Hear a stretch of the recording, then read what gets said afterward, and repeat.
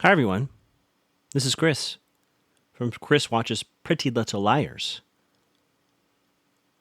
It's been a while. A year and a half, actually. A lot has happened. I kind of stopped a lot of the podcast stuff that I was doing because I had some things going on. Things are still going on. But I made a promise to myself. I'm going to finish things. And if you recall, a long time ago, I said I was going to finish this, right? And then a few people commented, like, are you going to come back? Please come back. Thank you all who left those comments. Part of the reason why I'm here is because people were like, hey, but someone even commented, I forget off the top of my head, why doesn't this podcast have more traction? Well, folks, you can help with that. If you like the show, we've got, they might catch up, but they've got 3.5 seasons worth to go through before they realize, oh, he took a break. But by the time they check that out, we're doing new shows. Now, I can't promise how frequently I'm going to do these. I'm going to try and do them regularly, but we're done making promises, right? We're just going to get it done. Hopefully it's weekly, ? But listen, pressure's off. So one last thing before we hop in, I was like, do I do like a full rewatch or listen to my theories again?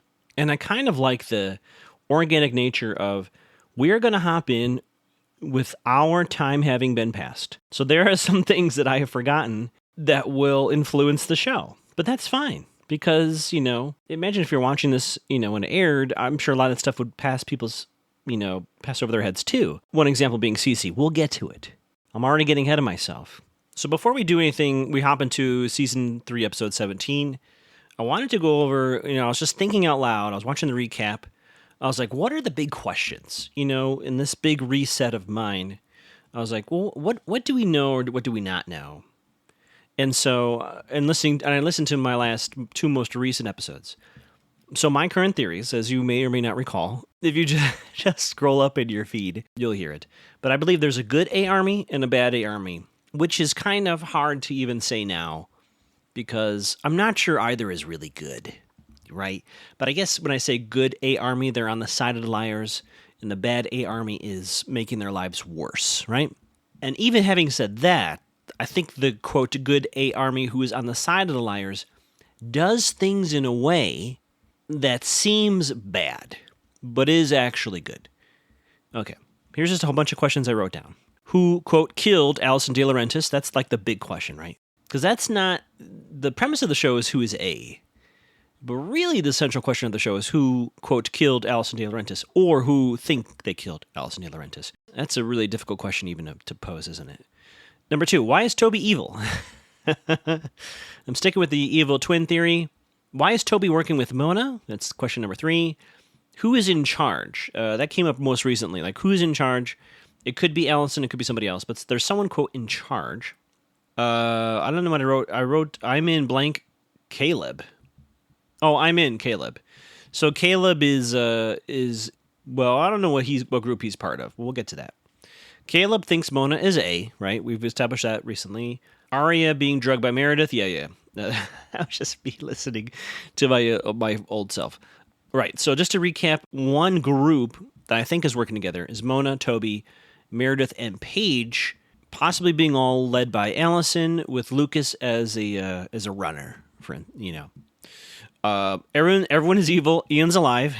I just wanted to remind myself of that. Mona, Toby, Jenna, Lair, Axis. Right. So I've theorized that Mona, Toby, and Jenna, or maybe I heard that in the show, but I know at least the 3 of them have those keys, right? Which actually comes up this episode.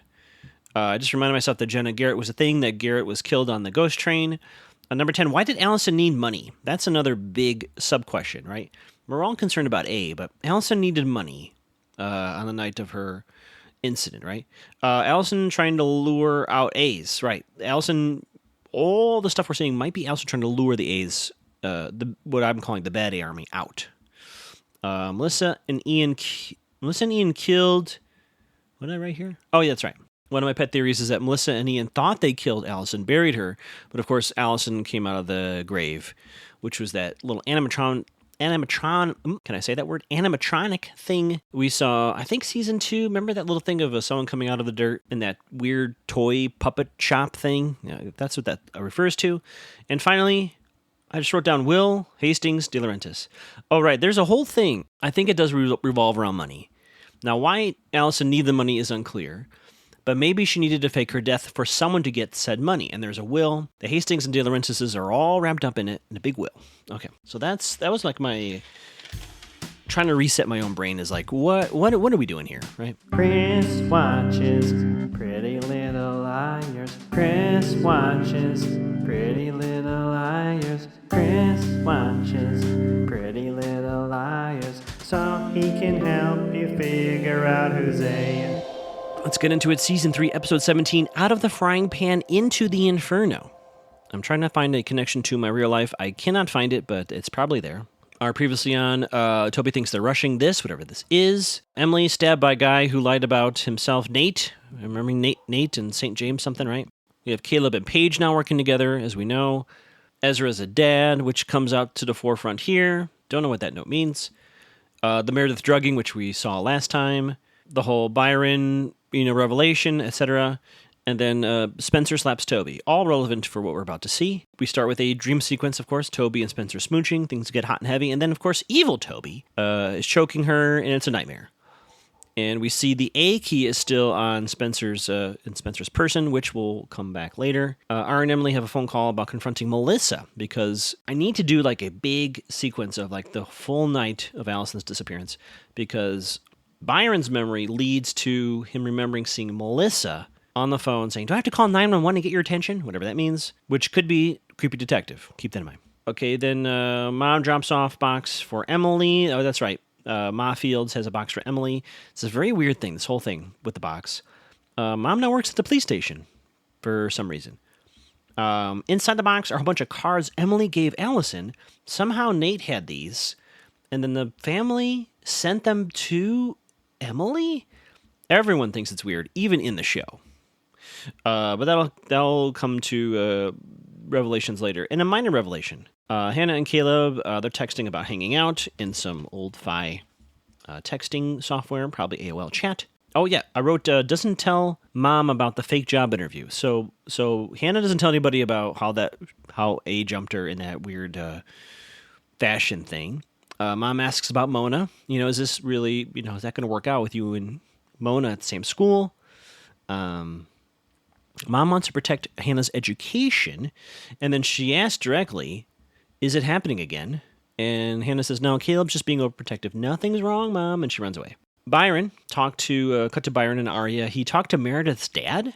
Apparently Meredith needs treatment, some sort of probably therapy, etc. And then Dad has this story about, Byron, be clear on whose dad I'm talking about, has a story about Arya being cold in front of the fireplace, and they wrapped her up like a burrito or something. The same fireplace, everyone, where the notes were torched by Arya last episode. So, that happened. We cut to morning of school. Spencer does not tell Arya and Hannah that Toby's part of A, which is kind of mind-blowing. And then Spencer pieces out. Of course, Emily then comes out of the brew, and they're going to look at the cards. So they all look at the cards, and they find a notebook. Now, you all may know this. Is there a thing where when you're in school, you would write a note to someone and just pass a notebook? Is that what's going on here? Apparently this notebook is referring to a beach hottie. Unknown yet who the beach hottie is to somebody. We also don't know who the other person is. And then Allison's writing about Toby, which we get insight on later. This is me coming back to the show after a year and a half. Is Arya still with Fitz? Funny I say that, right? And Paige knows who did the brain thing. It turns out Caleb did that to Mona. So we find it's a little cutaway, little conversation, but I think Hannah overhears that, if I remember correctly. Caleb did that to scare Mona. Emily and Spencer, they're looking at the notebook. Spencer's acting weird, and Spencer says Allie wasn't loyal. And here's another thing I caught, which I've had this theory for a little bit. Spencer says, what happens to Allie? I mean, what happened to Allie? Interesting, isn't it? I think Spencer may be lying to us, the audience, about things. I'm just saying it right now. I think she knows Allison's alive, and I think they're in communication. And then we get the flashback of all flashbacks. I don't know if I'm going to make a song, but I'm going to pause here Rag Toby doing 5 to 9. Allison accuses him of a crime, saying he's A, even while locked up. Toby denies it, saying that's fucked up. He's not A, stuck in his cell, but says her and the posse deserve their hell. Firecracker Doom wrecked his ass good. Evil Toby is now understood. Evil Toby. Do Rag Toby. A. Allison is alive, y'all. Ian too. Actually, everyone's probably alive. Do Rag Toby. Who okayed this? He looks like remember Jamie Kennedy? He looks so non-threatening in any way, shape, or form. I don't know why he is dressed like this. It's like a Halloween costume of what you think a prisoner looks like. Absolutely ridiculous. Absolutely silly. But Do-Rag Toby is talking to Allison, and Allison accuses Toby of being A, and she shows him a whole bunch of notes she's been getting, which tells us this A thing has been around for a long time. And then Toby blames Jenna, and then Allie says, well, it can't be Jenna. She's having a surgery, and somehow Allison sabotaged that surgery, which is a wild detail. And then Toby says something, you and your posse deserve worse. And then Spencer kind of tells the truth. She says, Toby and I broke up, and she doesn't want to talk about it, and then she runs away. And then she's in a, do I talk about this now? Yeah, she leaves a study group, Spencer. I may be jumping ahead. There's a little dolphin sticker on one of the cards or notebooks that the camera hangs on, right? And then in the study group where she storms out, one of the kids in class is wearing a t-shirt with this dolphin-like sticker. I didn't write down what it said. I think there's writing on there. I just thought that was interesting. Twice we saw that logo. Aria texts Spencer. I should say this correctly. Spencer receives a text that looks like it's from Aria. So here's official proof that A can spoof phone numbers. Or I guess maybe when Meredith had the phone, they were able to spoof Aria's phone or something. It says, Ezra and I broke up, meet in the park, chalkboard check. The Crucible is on the board. I didn't see a whole lot of relevance, but I'm just mentioning it. Ella stops her. So this is the classroom scene. Spencer blows up on Mom, on Ella. Spencer heads to the park. She confronts Ezra, and of course she tells Ezra that Maggie has a baby that's keeping secret, blah, blah, blah, blah, blah. And Ezra's like, what? So clearly that was a fake text. Ma Fields is a cop. She's talking with Officer Maple, and they keep asking about this box. Everyone's obsessed with the box, and sure enough, creepy detective over here. She's like, what about this box? Which is relevant for the end of the episode. Yeah, so Emily's going through the stuff, and she finds a photo of Allie, and I wrote down some lady. It is Cece, but I did not recognize her, and I know I've been away from the show, but that does not look like Cece at all in that photo. That's all I'll say. We cut to lunch. Ezra shows up to the school. Questionable. He confronts Aria about his son. Yeah, and I wrote in my notes, I still cannot get into the romance. I know we're supposed to really take this emotionally, but it's just not happening. And then, of course, Aria gets a text A. I thought you needed a push. And again, I think this is the good A army. I think this is Allie, for all of her faults. I think she knows her and Ezra, Aria and Ezra, do not need to be together. So it seems like a shitty thing that A did. I think it's a good thing. So props to A on that one. Creepy Detective in Ma Fields, talking about Rosewood PD stuff. Is Creepy Detective putting the moves on Ma Fields? I kind of got a flirty vibe from him towards her, and she wasn't necessarily not receptive. When a new married employee joins the force and a colleague begins flirting, will Barry help stop an affair from happening, or will they get lost in the system and all know Barry the cop? CBS Sundays. Cut to Spencer and Aria. Aria walks in, and she's like, I'm not mad, blah, blah, blah. We know it was A. And then Spencer again blows up. Start blaming ourselves. No, it's not A. Maybe we deserve it. Like, she's going through all this stuff. I'm not quite sure where it's coming from. Clearly it's in response to whatever happened here. Yeah, anyway. So we're trying to find out who the beach hottie is. We get a flashback. Allie shows up to some sort of party. It is Cece. Allie says, I'm in trouble, I'm late. So she's pregnant with somebody's baby. And I kept saying, who is this person? It's Cece. Okay, cut to Hannah. Oh, I think she, sorry, I didn't write down who Hannah says. I think it's to Emily. But Hannah knows that Caleb and Paige are working together. Hannah ends up at a lesbian bar to track Paige, which, by the way, they kind of buried the lead about what stood out to me during these few scenes. But we'll get to that. Spencer texts someone, are you willing to meet tonight? Yes, I shouldn't talk to you. No one needs to know. No one will know. And of course, they got me again. I thought she was texting Toby. And Paige is on a date. Cut to Hannah. What? Right? Paige is on a date. Hannah gets a drink from some lady at the bar, and it's kind of like, LOL. Cut to Aria and Byron. Can we talk, please? I think that's when Emily shows up. And then I forget who found that out. I should have wrote that down. I think it was Emily. Because, yes, she's been looking through those notebooks. And then the question is, was Allie pregnant? And then Aria's like, well, it wouldn't show up on the autopsy, etc. Not necessarily. So Emily's going to bring all this to the police. She's going to bring all these journals to the police. Cut back to the club. And I was like, wait, are Paige and Emily broken up? What is happening here? And then the girl who sent Hannah the drink comes over. And then her girlfriend comes over and throws her drink in Hannah. And then Hannah gets carded and she's in trouble. Cut to the police station. Emily's there with Ma Fields. And then, of course, creepy detectives involved. Let's look at all these notebooks. And then we see Spencer in a car. And I wanted to just touch on the performance here from the actress here. It's really hard to do all that emotional work alone with no scene partner. And I was really impressed with that scene because you can really tell there's a lot going on. And she kind of like moves through different... You can almost see in her face move through the different thoughts that she was having. It was good. It was very good. Even though I don't like what Spencer's doing this episode, I really like the performance. And that's where we end. And then we get our post-credit scene. Someone else was in Cape May, and guess what? Creepy detective. Creepy detective was in this Cape May place. Is he the father of Allison's baby? And now he has the evidence that would point towards him, implicate him in such a situation. So what do we think? Well, we got some progress here. I'm starting to crystallize finally, and I know I've been away for a year and a half. I'm starting to understand what Allison might be dealing with. If there was money involved, if there was someone who thought they might be a father and should not have been to a baby Allison was carrying, there's a lot going on. And so I do think that she faked her death or left. And as I've said in the past, she's trying to find a safe moment to kind of undo this big thing. Because there's going to be some police scrutiny. Who was the body that they said was hers? All the cover-up. There's a lot of explaining to do. I don't think they're ready to do that yet. I'm really hoping we see Spencer talk about... Oh, we didn't even talk about this. Sorry, the huge bit of the scene. Sorry, before we do our recap. Spencer hires a private detective. I thought I wrote that in my notes. Did I not write in my notes? Oh, here it is. Sorry.